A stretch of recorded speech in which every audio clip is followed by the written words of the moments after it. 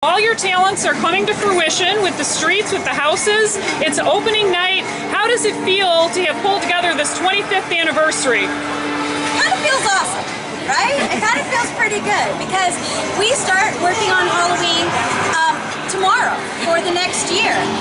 And so this has been a year of just really taking some of the things we absolutely love our past 25 years, and we were able to twist it and kind of make it new again. And so tonight, I mean, we're just excited to hear people screaming. We're excited to see people laughing because they're so afraid, you know what I mean? We're going to position ourselves outside of haunted houses to see people running out of the houses. It's exciting. It's awesome. It is a celebration for us, really, but we are only celebrating. We're the only ones celebrating because everybody else, they're going to be scared off their pants.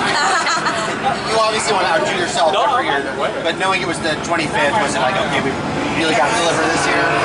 Well, we wanted to deliver on our passions of the past 25 years, right? So we took our favorite brands. That's a way we could deliver something completely different. Take our favorite brands, twist them up, make them new, but we also wanted to make everything bigger, right? And so this year we have more characters on the streets, more houses. It's just, everything is bigger. And now next year we just start from here and make it even bigger. It's exciting. One of the houses, as a matter of fact, it's a celebration of the 25 years. So we're not only celebrating, so to speak, the 25 years, we added a new horror show, which is right behind you guys right now. We brought the character of Jack that we created in 2002, and of course we have a new house that is the longest house of them all in terms of experience, and it celebrates the 25 years. So I keep repeating celebration, celebration, celebration, but I cannot repeat it enough. That's exactly what it is. It seems to be in the street too. Yeah. So these are all callbacks or to. Yeah, we're in the streets. We really took brands that we loved and took icons from the past. We positioned and brought them to life in a different way in the streets. So in Hollywood, you're going to see all the icons of our past represented by their floats, by how they killed. In New York, Psychoscarapy, one of my favorite brands that we do, we've represented Psychoscarapy in many, many haunted mazes that we've done. Now we're giving them their own street, and we unleash them in the streets of New York. Scary Tales, we presented Scary Tales in many different ways, in the streets and in haunted houses.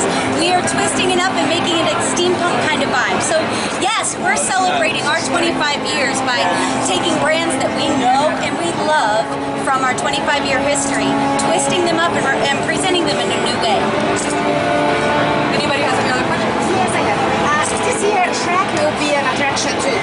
The Shrek Theater will have an attraction for the Halloween. Is this correct?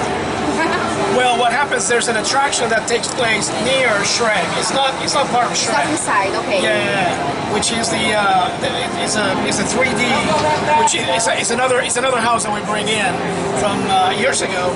It's a 3D glass experience where you walk through a maze and experience the horror with a different dimension. This one's based on Alice in Wonderland, and you cannot miss it. It's unique. It's wonderful. But again, it's an idea that we got from other years also. And this year I had the pleasure of designing the Bill and Ted show, which is a live show, and also 4 of the haunted houses. We have 2 wonderful designers, if I may. The street designer, his name is Nick Collins, wonderful, wonderful gifted man, and David Hughes, who's also my partner in crime when it comes to designing houses. He's been doing it way longer than I have, and it's a master at it. When you mentioned Bill and Ted, can I just ask you really quickly, inspiration for Bill and Ted, because that's been around forever. How do you keep it fresh every year? What inspired you this year? Well, every year with Bill and Ted, it's a crazy constant change. You know, even to the last day of prior to opening Halloween Horror Nights, that's an ongoing changing show. As far as the scenery is concerned, we do different themes every year, and I would leave it with a big question mark so that you go and surprise yourself with it this year. Thank you. It takes a special kind of person to create something that's that scary. What's your background, man? How do you do? We're such rather kind than creating Hollywood shows or We need whatever. help. Well, we all have different backgrounds. My background is in theater design. I studied it. I also started my career in film and television, and we all incorporate every single aspect of it, from magic even to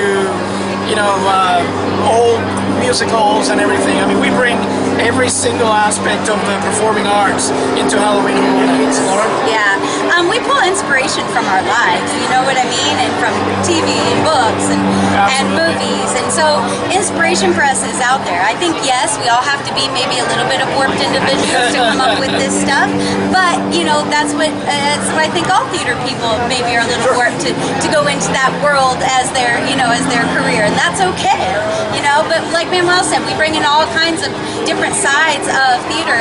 I was a choreographer before I became a show director. So for me, the streets is about a big dance. It's choreographing people on the streets.